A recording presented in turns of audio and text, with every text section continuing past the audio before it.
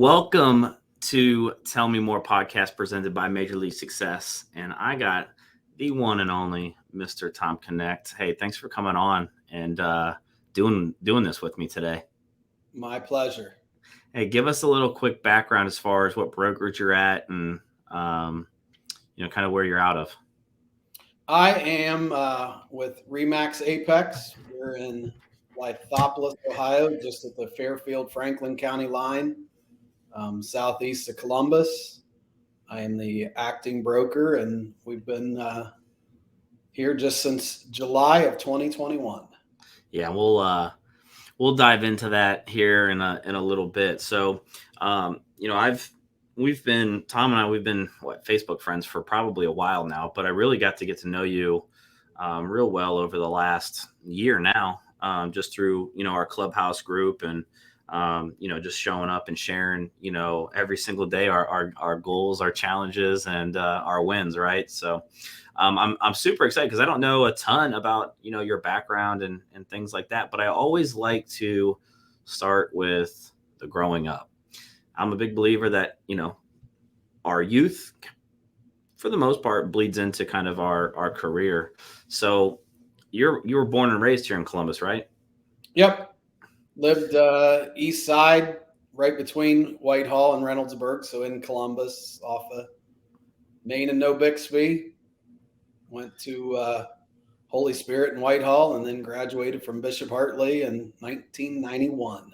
All right. Yeah, I was 2 years old, just to kind of date you a little bit there.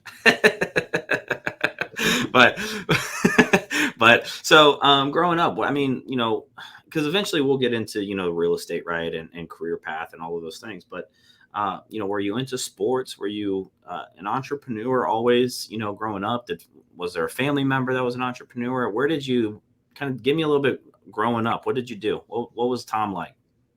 Well, I mean, played sports, football, basketball, baseball in grade school, got to high school and realized I was 5'6", so I focused just on baseball. We lost state semifinal my senior year. We missed our high school graduation because we were playing in the state tournament up in Canton. Oh, wow. Turned right around after that season and started coaching. Coached 8th grade team that summer, and then by the following year I was the freshman baseball coach at Hartley for a couple years, and then before life got too busy, I was even the assistant varsity coach at Canal Winchester in '95. So a baseball guy, and I probably have 25 seasons since then. Yeah. Of coaching, the kids or at the high school level. Yeah, coaching. So I same. I'm only 5'7", 5'8", maybe 5'9" with shoes on, right? For us short guys, we got to add that extra as many inches as we can. But it's 5'10" in the state program. Yeah, exactly. But the coaching thing's interesting because it's something I always thought about doing. Like I'd want to do it, but then it's always been, I just don't want to deal with the parents and all of those other things. Like, what made you get into the coaching side of things? Was it just the teaching, the learning, the love of the game? Oh, I mean, the love. I mean, just I wanted to be around it. I wasn't going to college to play, but I love baseball. I was a former catcher. So, I mean, when you look at it, catchers usually end up become coaches. You were the coach on the field. You ran the game. So, my initial career at Ohio State, when I was going there, I was going to be a teacher because I wanted to be a teacher because that would be, you're done with school at 3, so you could coach the kids. So that was my initial career choice, was I was going to be a teacher. So you graduate, you said Ohio State. Did you graduate from Ohio State with that teaching degree, or did you make a pivot anywhere? I left early, realized that I wanted to be a teacher, but not a student. So, just had to find my way in life, the harder way. Sure. So, when I quit that, I was pretty much helping run my brother-in-law's scrapyard. So I was dealing with the homeless guy picking in the trash can to the construction worker bringing in the scrap from the job sites to, the little old lady saving her 5 pounds of cans to help save the environment. So, Yeah. dealing with all walks of life. Yeah, sometimes I wish that I didn't go all 4 years of college and actually get that degree, because I went to Ohio State and I didn't use my degree for anything. So I think you made the right choice. Okay, so you don't finish, right? You go for teaching with the idea of, that will allow me to get out and really just teach and coach baseball. One of your passions. Um, you don't finish college. You don't finish college. You go start working in the scrap yard. How long were you there for? Walk me kind of through some of the timelines there. From 93-ish to the end of 96. So a solid 3+ years. And were you able to learn business from there, or was it just kind of a job at that point? Yeah, I mean, I ran the scales, so I learned a little bit of that business, how you treat customers. I think I would go back to one of probably the third job I had in high school that really taught me how to sell and talk to people was I was working at the Shell gas station at the corner of Broad and Hamilton. This was before they had the mini mart and stuff. And you got paid a commission for selling oil, 10 cents for oil, 10 cents for windshield wiper fluid, and 50 cents for antifreeze, and 50 Wow. cents for a car wash. I didn't even know that was part of the selling program back then. Well, right. And so, still to this day, I mean, Larry Farrington, that his daughter now owns it, but anytime I'm in that side of town, I'll stop, fill up gas, and I'll tell him thank you, because most of the people just sat in the hut and would collect the money. We carried money around and made change at the pumps. I mean, that's how it was still at that time.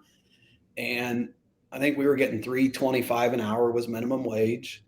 And I would average about $6 an hour because of the commissions selling car washes. And they would even comment that people would come in when on my day off and they would have a car wash that they had bought from me. They said that they've never had an employee getting commissions on their day off. I'm like, okay. I saw it as an opportunity. So, I mean, that, you look back and there was a little of the entrepreneurial in me and the sales hustle. And, like I said, I've told Larry, thank you many of times for teaching me how to sell. That's what I was just going to ask. Was it something that you just had that natural gift, or was it that he kind of took you under his wing and said, hey, here's kind of how you can upsell? I don't want to say upsell because you probably didn't really upsell. There's probably people that need it. I guess the car wash would be an upsell. No, it was upsell because I walked around and talked to people. I mean, I had the natural gift of gab, so he saw that. I mean, he's a very smart businessman, and he saw that and, just explained. So people would be at self-serve. We still had 2 full-serve pumps. Full serve, I'm checking oil, I'm doing whatever they want. But if it was slow, I'm checking the oil on those other people while they're pumping their gas, just offering to do it for them. Hey, let me pop off your antifreeze. Here, I'll put it in your trunk for when you're low again the next time. I'll fill it up. Whatever it took, I was getting another 50 cents. I mean, I looked at it as I was here, but might as well make more money. Yeah. Was there any quote unquote sales training that he put you through, or literally just taught you kind of that part of it? Like, if you provide more service to people, you're going to get it in return. Right. No, there was no book. There was no VHS to watch. It was just one-on-one time with Larry. So then, and I think you said that was your third job in high school. Was there anything, once you got out of college working at the scrapyard, was there anything that you were able to use those skills with there? Like, did it translate to there, or? Well, no, because I mean, you were just kind of buying scrap metal and just dealing with price and doing all that at a set price. Obviously, in the metal business, if you can buy copper at one price and you can clean it, you can upgrade and make a little bit more money on your purchase as well. So, understanding what it would take real quick to take that dirty scrap to make it clean so you could, get that right buy price. So then it was profitable.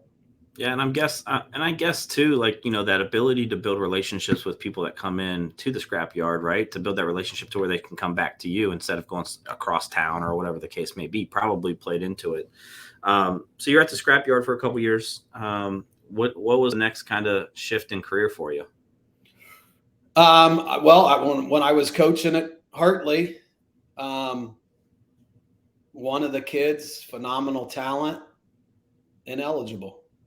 And so I'm like, dude, you're struggling in math. I'll come tutor you. So I'm over at his house tutoring him.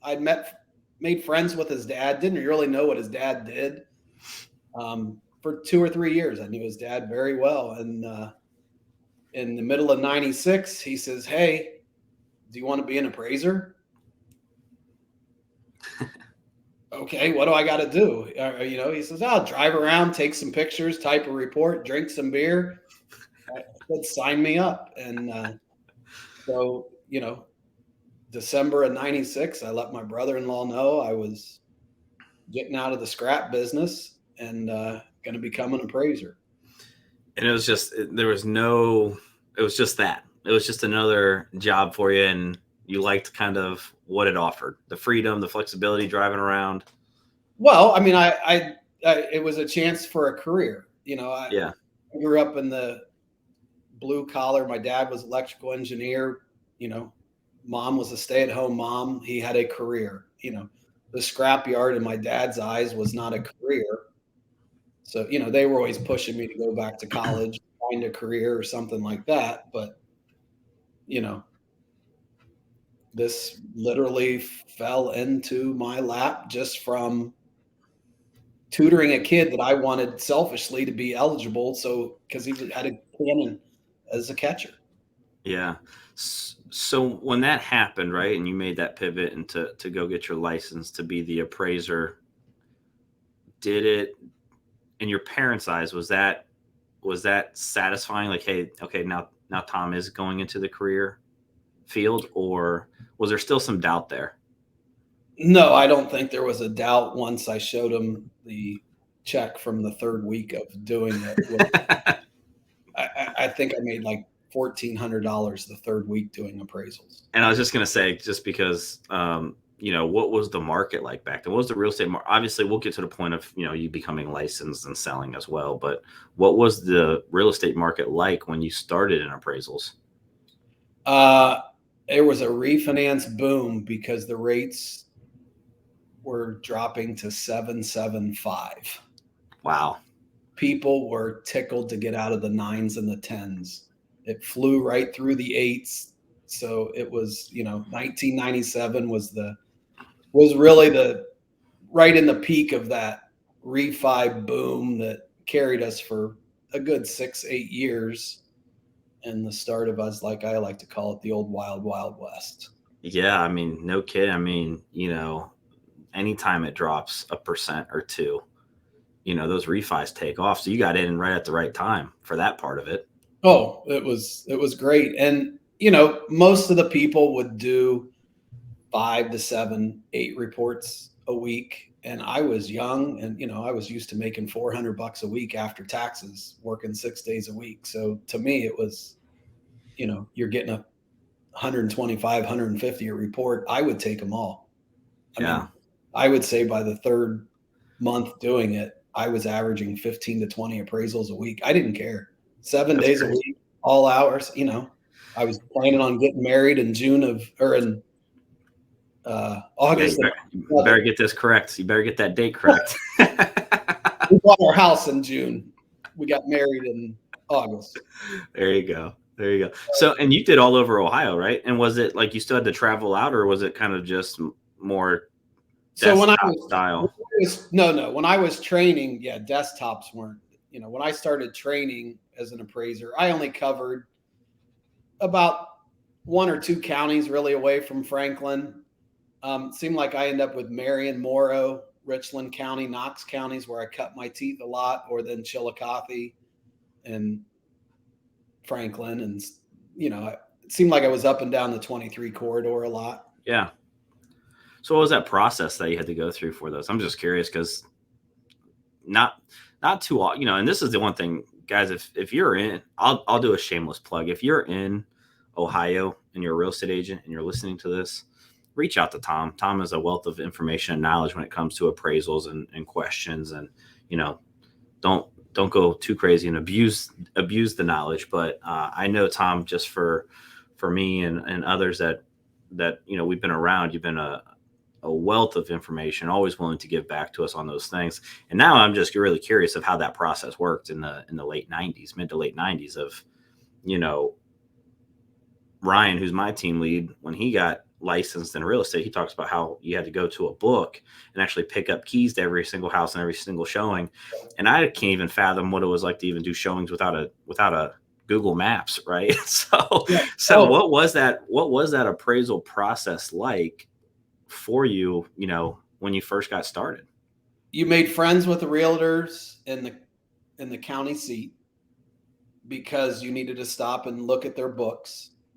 I had in Marion and Lancaster and Chillicothe, every county seat, I had at least one real estate office I knew would welcome me in and let me use their comp books. Some of them would let me Xerox pages for free. Other ones would want 10 cents a copy. You had to go to the county auditor's office and pull the property cards. Then after you made your inspection, then you had to drive around and take your pictures of all your comps. Then on the way home, you would drop them off at Cord Camera for your 1 hour photo developing. So, every day I was getting 2 to 3 rolls of film developed. So you had to make sure you took all the right pictures. You didn't want to forget them because you would have to drive back and get them. But I don't want to take too many because I only had 3 rolls of film with me for the day. And then I'd have to stop and buy another roll if I used too many of the things. So just little things that you just don't realize today. The Columbus MLS, you could dial in to their server on the modem, the old AOL. You hear that? I had the keystrokes memorized. I would be 5 and 6 pages ahead before it would even catch up to you on a comp search, hitting tab, this, and this. And so, yeah, having all the data at our fingertips now that we have has just made appraising a lot easier. That's wild. You put a lot of miles in, huh? I think, according to the IRS, it was always about 40,000 plus a year, and it probably really was. Yeah. Dude, that's crazy. Sometimes you think about, I got in 2011, and then you think, it wasn't 2003 is when Ryan got licensed, and he said they were still doing kind of the book thing back then for MLS pages and things like that. Yeah. It's just crazy. Oh, facts and offers. Just all the. Yeah, that's wild. So you get started in appraisals. You're doing that. You're young. You're doing as much as you can. You're enjoying the money, right? And did you do anything else on the side, or was that just kind of now that was your career? No, that was all I was doing was appraisals. I was taking class about every, you had 120 hours or whatever it was, by 98, 99, I was almost done with the classes, taking them, at Hondros. Yeah. And, but, to me, I was like, oh, every time I had to take a class, it was cutting into money because you had to do it in class. So I was slow to get my classes because, I'm like, I didn't want to take a pay cut for a week. So by 2000, the end of 99, I just finished up and got my application, all submitted to get my license. And I got that in 2000. Your real estate license? No, my appraisal license. Your appraisal license. Yeah. Before that, I was just operating under someone and they signed off.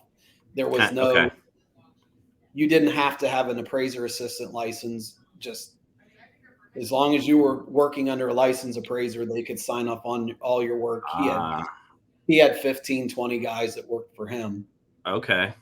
So then, you didn't have any quote unquote certification at the time. That guy just had to approve of everything that you were doing.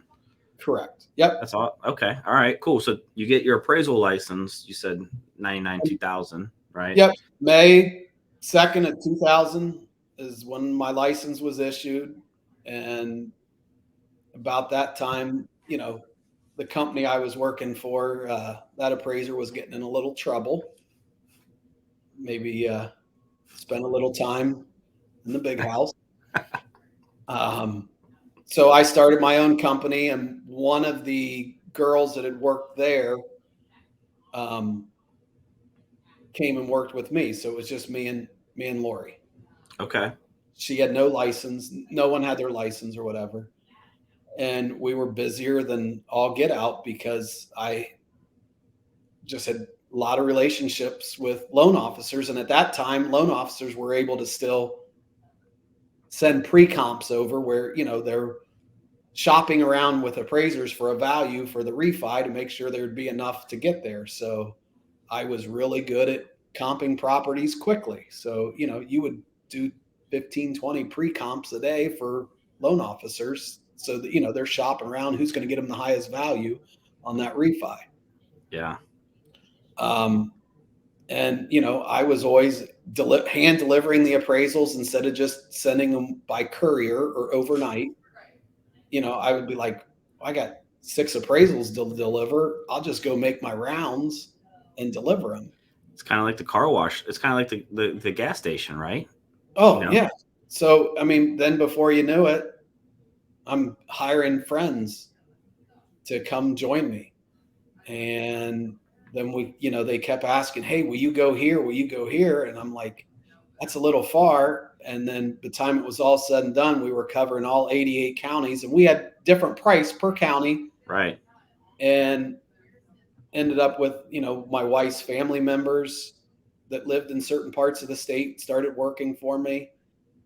And I think the highest we had was 19 field appraisers, and I was the only one licensed when we were covering the whole state.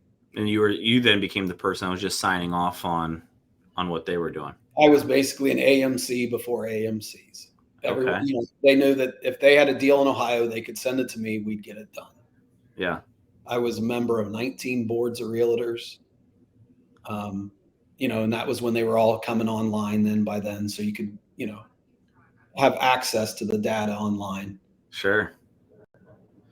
So what made you want to fast forward a little bit? What made you want to get into the real estate side of things and actually get your real estate license? 99, one of my wife's friends asked me about a house in Upper Arlington, if it was a good deal. And I'm like, looked at it. Oh yeah, that's a good buy. That's a nice solid house, whatever it was. And she bought it. And it was one house that they looked at and they bought it. And I'm like, I could be a realtor. So at the same time, and then in June of 2000, I got my real estate license as well.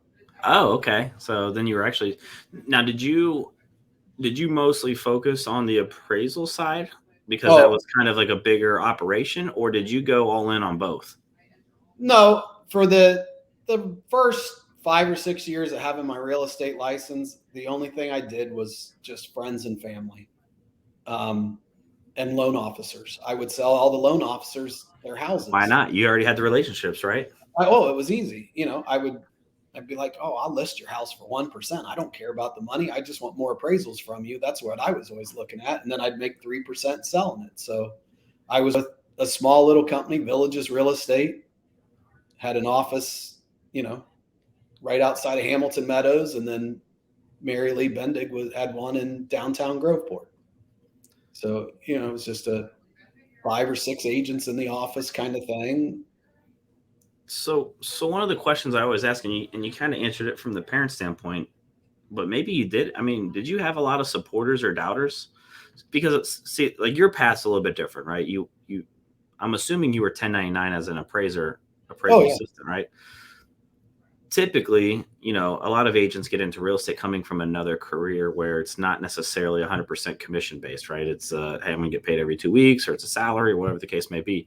But I'm always curious when they get into real estate, and I guess this would apply the same to the appraisal side of it. Did you have doubters, mostly supporters? I'm always curious on that, and maybe not doubters where it was like, they let you know about it, but No, not that I know of, but like my dad died 2000 early. I mean, he was 60, I mean, 40 years older than me. So, but early, still Right, 60, right. whatever. And, you know, like one of his close work friends said, "Oh, your dad always, you should go back and finish your degree. Your dad always wanted that." And I'm like, I, I don't think I need one, you know? So, but that no one ever told me they doubted me or anything. And, you know, by 2003, we'd built a $500,000 house, Yeah, put an in-ground pool. You know, I thought, hell, I made it. You know, yeah, yeah. that's And then when you got started, and this could be from the appraisal standpoint or maybe the real estate standpoint, initial struggles, mostly success. oh, it was all success. It was, Yeah. great. I mean, it was. And you I, probably had a little bit of a cheat code because you had the relationships from the appraisal side, and then that probably helped fuel the real estate side. well, yeah, I mean, like I said, it was real estate was a hobby for me until about '08 when all of my mortgage brokers that I was in bed with all the mortgage brokers and the B and C lending when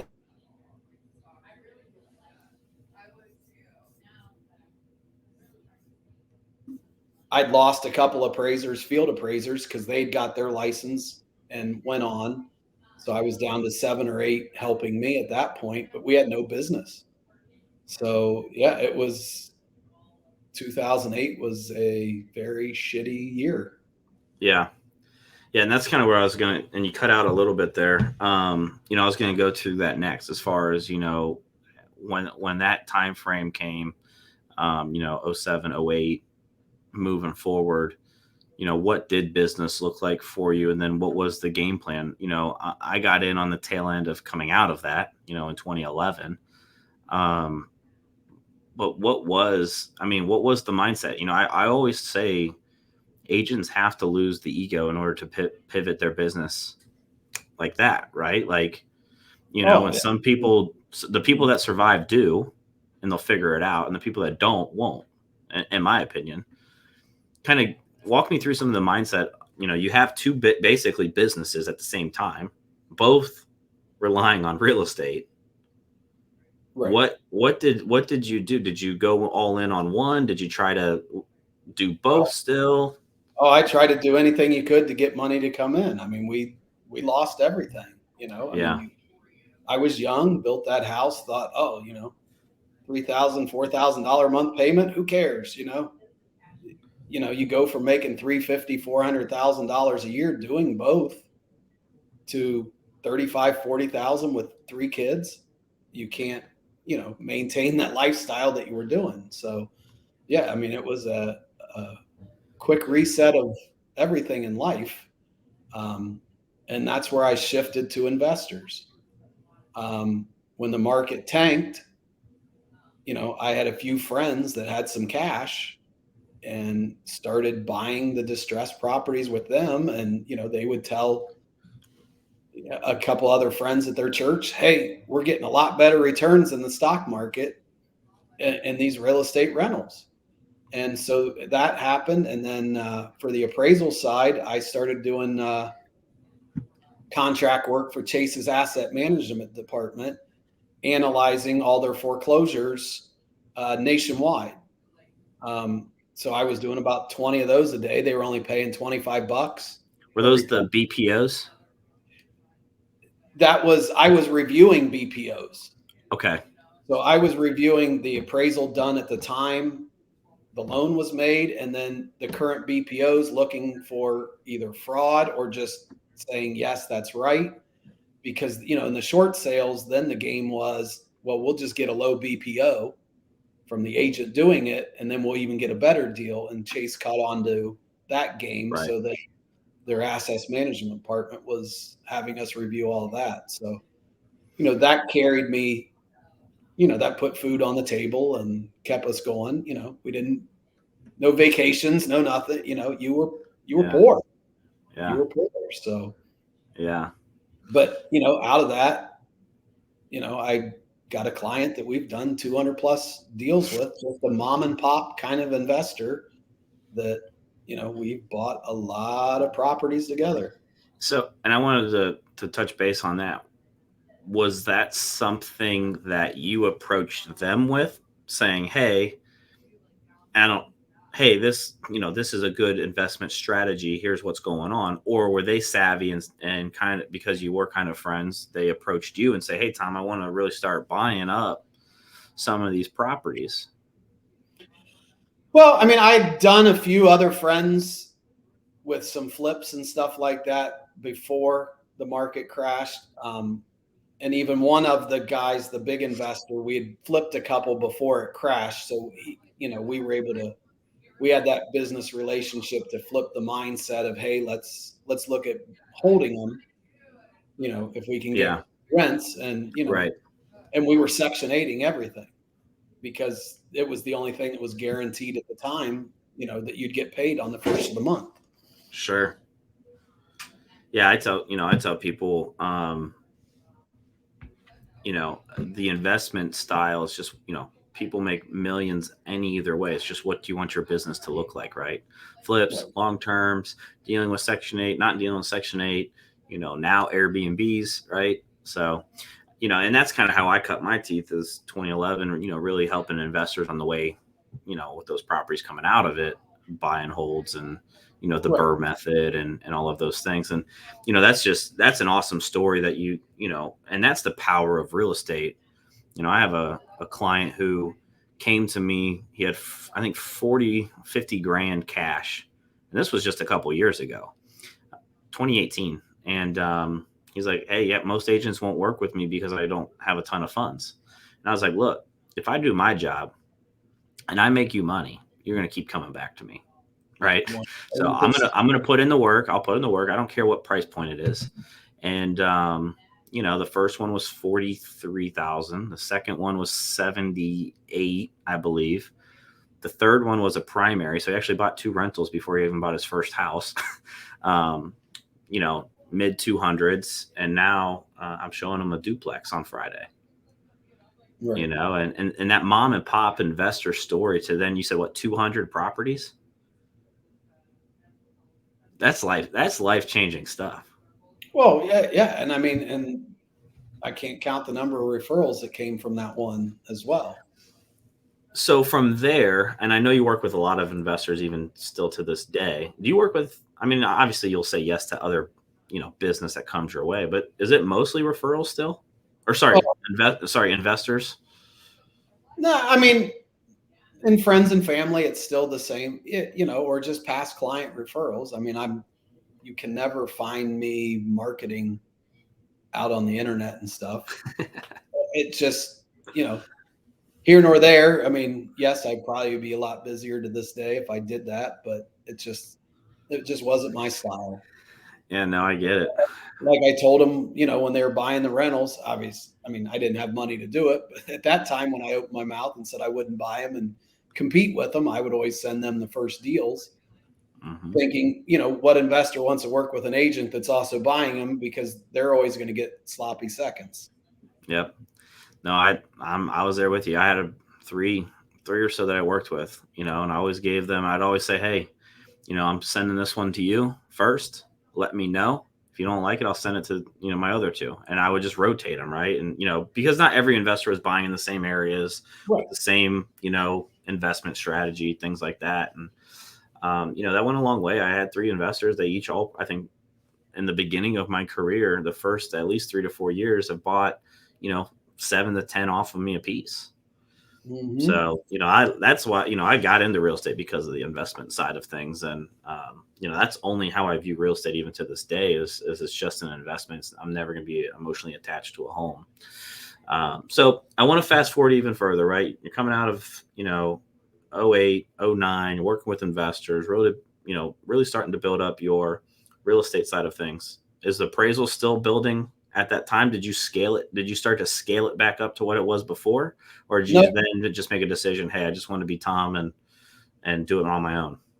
yeah, I didn't want to have any appraisers working for me anymore, because all the good ones, I trained them, they got their license and they left and started their own company, and they would take the good clients. And So it just left a sour taste in my mouth. And I just focused a lot on the desktop appraisals that came out of the Chase Asset Management Department. That desktop became, popular, doing the lines of credit and things like that for people.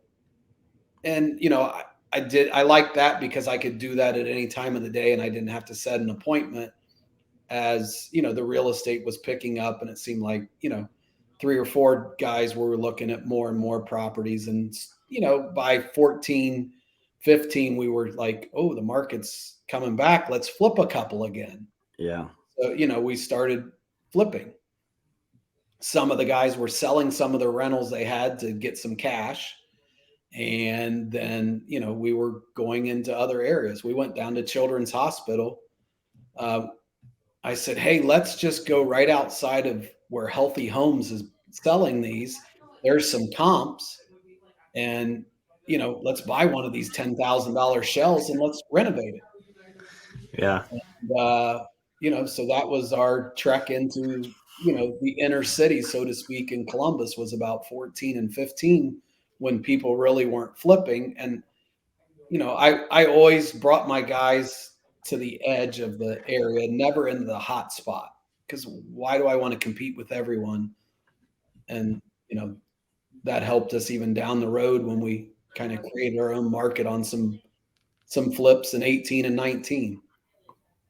Yeah, the good old days when you could buy a foreclosure for 10, 15, 20 grand, right? And it'd be worth, 100, even back then. We were Even back buying then. from the land bank. I mean, it was great. We made great relationships with the land bank. I mean, they were begging us to take a property. Yeah. And my guy's like, no, I don't want that one. She goes, well, I helped you get the other 3 on the block. Why won't you take this one? And he's like, I just don't have time, or I don't want a duplex or whatever. She says, 1,500, just give it to me. I need this one off. And she says, I'll give you 12 months to work on it instead of 6. And so he did, and then got an extension, another 6 months. By the time it was done, the market had caught fire. He was thinking about renting it. Heck, we ended up selling it for over 200, and he had 94,000 in it. I have an investor that he bought 2 from the land bank. I want to say both of them were like $1,000. I mean, they were shells. I mean, like no floor. You had the floor joist. Everything stripped out. But each one now is over 300.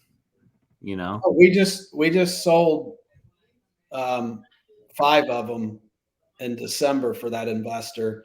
That I think he had 35 all in on the 5 houses. Each one of them was about a 35,000 average. He had collected $1,000 a month rent on them for 5 years, and we didn't fix them or anything. They were still just rentals, and they went out at an average of 150. And then we 1031 that into 11 more cabins into the Hocking Hills for the short-term rentals. That's awesome. So he went from, 35 on those 5 properties, got all of his money back in rent, to that was his whole down payment on a $2 million plus loan purchase. Yeah, that's awesome. That's awesome. I wanted to fast forward a little bit further because I know you just opened up the brokerage last year. Talk to me about kind of thought process behind that. Why you wanted to make that move for the future. Well, I mean, I was with Sherry Looney forever. She was my Coldwell Banker manager when I got into it with the office manager at HER, because he cut my commission on a deal because he said I wasn't selling enough, and he cut it after I closed on it, and it was my own $300,000 purchase of a lot. So hence I get kicked out of HER. And I go down to Sherry at Coldwell Banker. She was off. I gotta pause you for a second because I can only think of baseball at this point. Were you the manager that was like kicking dirt on the plate and getting mad at the umpires? Now I just picture you in the HER office doing the same thing. So yeah, when I coached at Hartley, out in left center field was the entrance through the gate to the locker room. I just left a chair in that doorway because 1 out of 2 games I was watching it from there. But that was before, if you got kicked out of high school, you had a week suspension, twice you're done for the year. So they always joke that they made that the Tom Knecht rule. I can just picture you going that route on the HER manager. Oh, I did. I mean, I saw. I mean, he just passed away. I saw a couple weeks ago, but I mean, I saw him 6 months later at the bank, and he looked at me, and I said, "Don't ever look at me. You look straight ahead." I mean, I was that pissed. It just was wrong. You don't cut someone's commission arbitrarily. At least you know when I'm getting it cut. You know. Yeah. I mean, that was a big deal to me. I was using that money as part of the down payment on the car wash we were building. Sure. I went with Sherry in 03, and she was just the office manager. Then they closed the Coldwell-Banker and merged us with Pickerington. So I was up just with her in the office. And then she was switching and starting her own team at Keller Williams and said, "Hey, do you want to be on my team with me? I'm going to move." Like, sure, I trust you.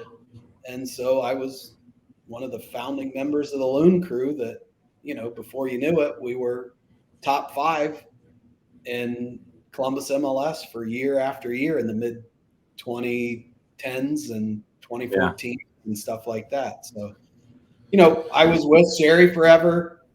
2016, Dylan gets his license. He's with Sherry. Your oldest son, right? Yep, my oldest. Yep. Dylan gets his license.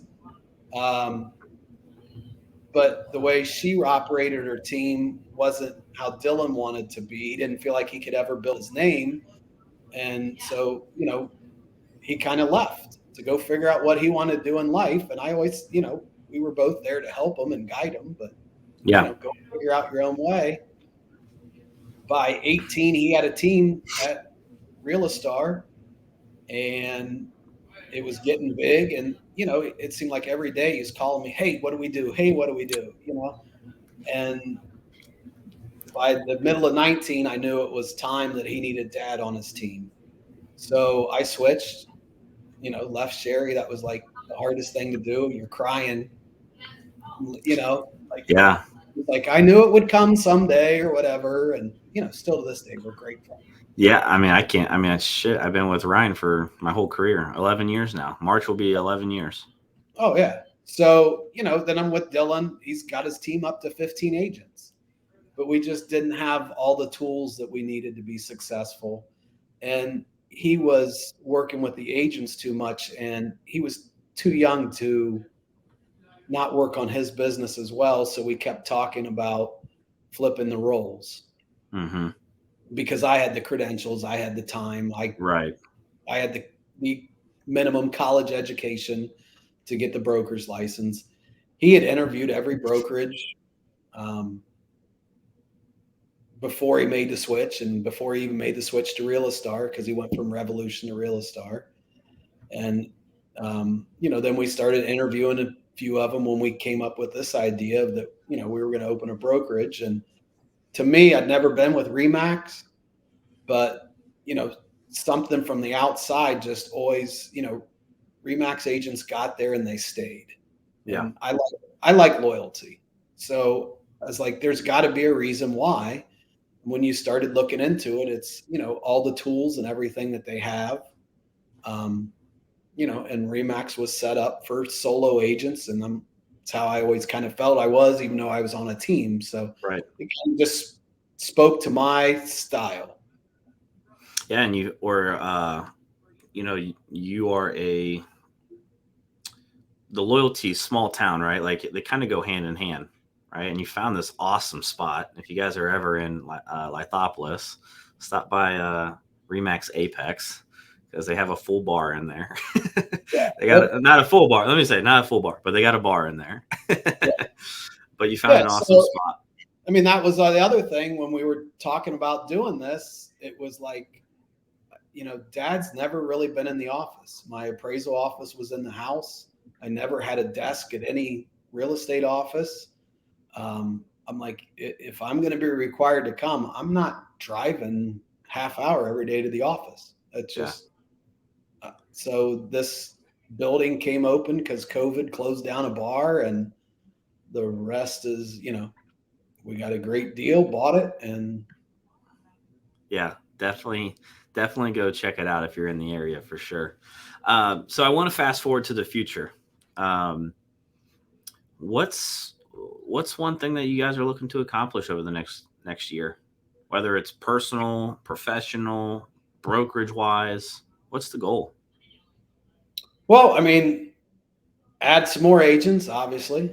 You need that. We're building a nice foundation with young agents. So that's also something that's not typical for Remax either. Is a lot of times Remax are the seasoned veterans. So I've thought if we can teach them to be Remax agents at a young age, they'll be with us for a long time. And with Dylan being a third of the owner here, if I'm building him a great foundation of young agents of his age, then hopefully it'll be very strong in 10, 20, even when I'm Yeah. gone.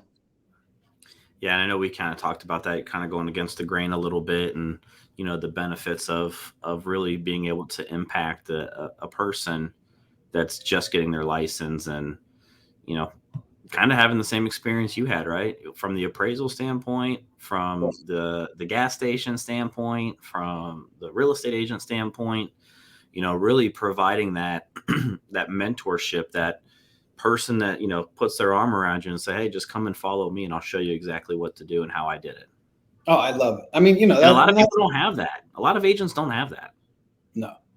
I mean, but that's how I, even with my investors, no matter what they were, I coached them through every step to explain, you know, the pitfalls, the wins, everything, what it was. Every Friday morning, I had a front row seat at the sheriff's sale. We were there bidding on properties. I mean, that Yeah. was where I made them the money. Yeah. Everyone's, trying to find a wholesale, put their bandit signs out or this, that, and the other. I just analyzed every sheriff's sale from probably 2013 till, still to this day, in about 5 or 6 counties. So we would look for opportunities to take advantage when, someone was losing a property. Yeah. And that's where I sold all the deals. And I think because of our sports background, one, we're team players, right? And we understand, we had that love of coaching, practice, those types of things. So I think that's kind of where we align in the thought process of, going out and attracting new agents, just getting in, or agents that may be licensed for a year to 3 years, 4 years, but haven't had that consistent success yet. So no, that's awesome. The agent growth thing is kind of what we're both kind of working for. Moving further into the future, what's something that you guys are looking to accomplish in the next 5 years? Well, after last week, it's my I've vacationed everywhere all over.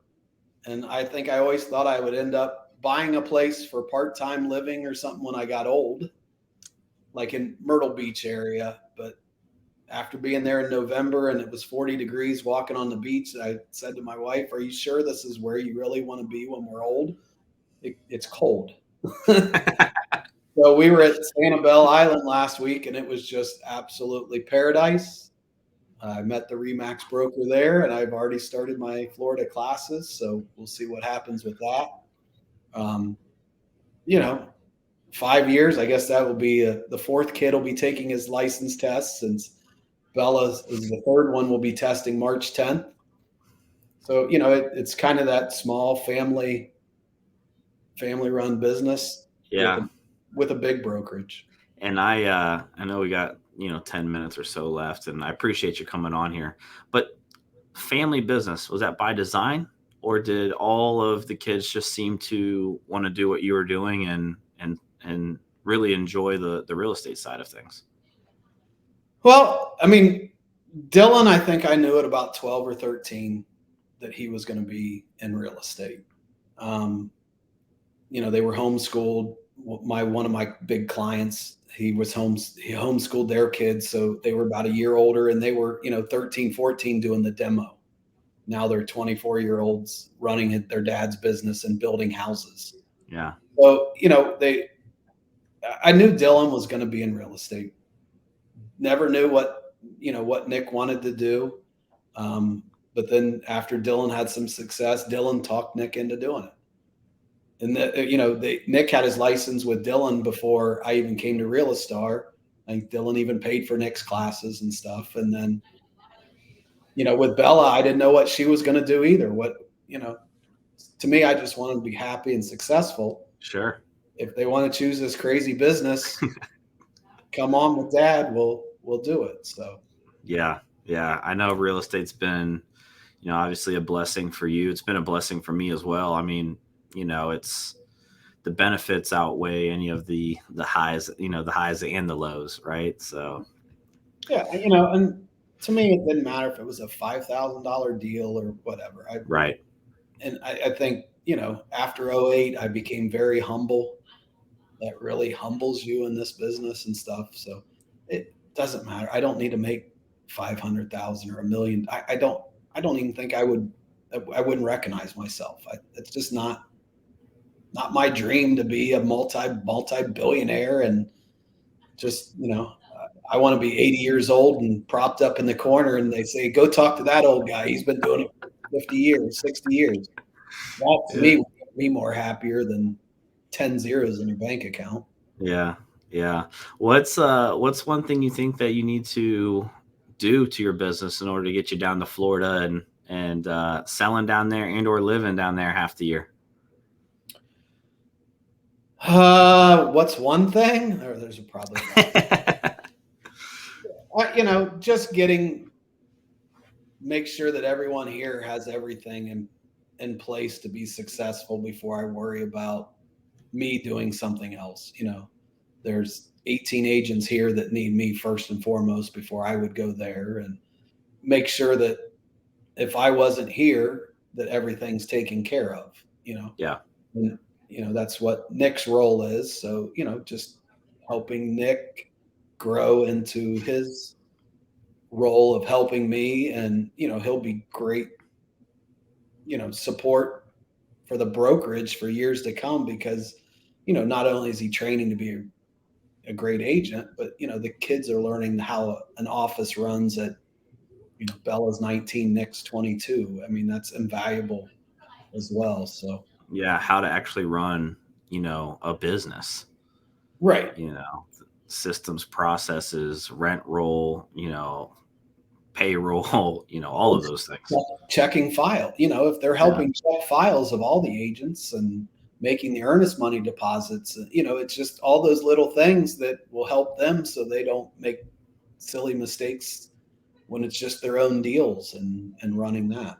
Yeah, no, that's awesome. That's awesome. So I always end with this one question. If you could give our audience any piece of advice that you wish you had when you got started, or even to this day, or even at some point in your career, what's that one thing? Just one thing? You can do two. I'll let you do two. Make sure you have a CRM. Make sure that you're saving every person that you talk to, their contact info. I can't count how many people I've talked to over the years that I don't have their number in my phone, and that was all I had is my phone. So having those contacts, so you just never know. Mm-hmm. You see a house listed or whatever, and you're like, crap, I knew them very well, or I would have had a chance, but I haven't talked to them in 5 or 6 years. So, just focus on those people that and those contacts you make, and don't lose track of them, would definitely be one thing. And then the other thing that came out of Ninja is write those personal notes, write a handwritten note. I mean, if you do that as a 20-year-old, it'll become just habit. and as a 30-year-old, a 40-year-old, you will just be seen at a different level of professionalism, and that'll last. That note will leave a lasting impact, a lot more than a closing gift or something else. It's just that little personal thing, because no one does handwritten notes. So I was just gonna say it's different, right? Because no one's doing it anymore. Right. Half the mail we get is junk mail, like advertising. The other half are bills, and no Right. one's really sending cards unless it's Christmas, Easter, birthday, right? Yeah, you only get them from your aunt that's 60 years old. No one in this new. So, I mean, that's just another way to set yourself apart is, hey, I am a professional. I'm thinking about you and I care about you. And then that forces you to keep your database up maintained, because you need their address and you to mail that note. So the two really work hand in hand. And I think if I had instilled that in my business back in the day, I would probably be even a lot more successful than I am. Yeah, and if you guys don't know what he's referencing, it's ninja selling. I had to miss it, but a lot of people got a ton of information and a ton of knowledge from it. So if you guys are looking to really to build your business through your sphere of influence, um, I highly recommend that you guys go and look into ninja selling and take one of those classes. I think that's what 4 days. 4 days, Tom. Is that what it Yep. was? I think there's Yeah. one at the end of June. I think Dylan, I think Nick, and I think Jake Miller, three young guys from the office here are going to go ahead and invest money in their own self Yeah. based on just the old man telling them, go do it.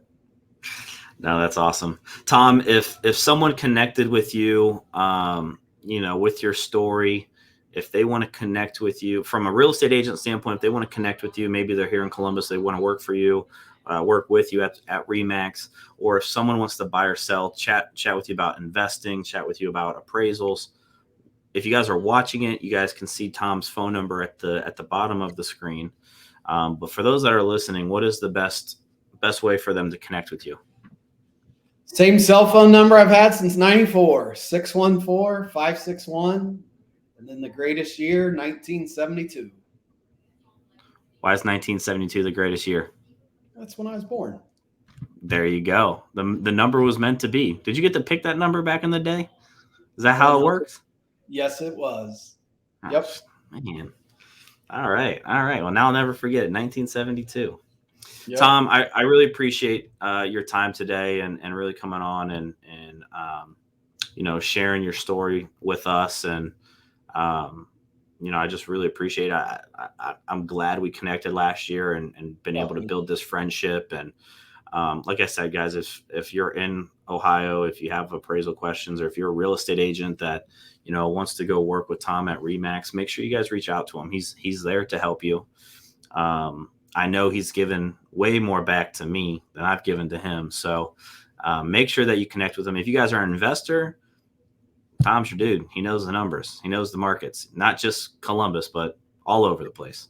Oh, yeah, that's what I made a video once for marketing. I don't know if it ever got done, but I said I had appraised in all 50 states, and I even did one in Puerto Rico was my tagline for that Chase Asset Management Department. So yeah, I valued properties all over America, and it's just learning how to dissect a market. So I talked to an agent this morning that was having an issue on a VA appraisal, and he was considering going down to what it appraised for, and this, that, and the other. And I gave him a couple scenarios. I'm like, just either first try to fight it with the appraiser or put it back on the market. And he's like, Yeah. well, I don't want to put it back on the market. I'm like, that VA buyer will be there in 2 weeks because they're not going to find another house. If you don't get it, go back to them. Then you already know you'll settle for that. But Yeah, go ahead. And he's not with my brokerage. He's not with yours. He's just another guy that I've connected with, and he was so appreciative of that advice. So I'm here to help. Love to talk about real estate. No, awesome. Tom, I appreciate it. We'll talk soon. Yep. We'll see you.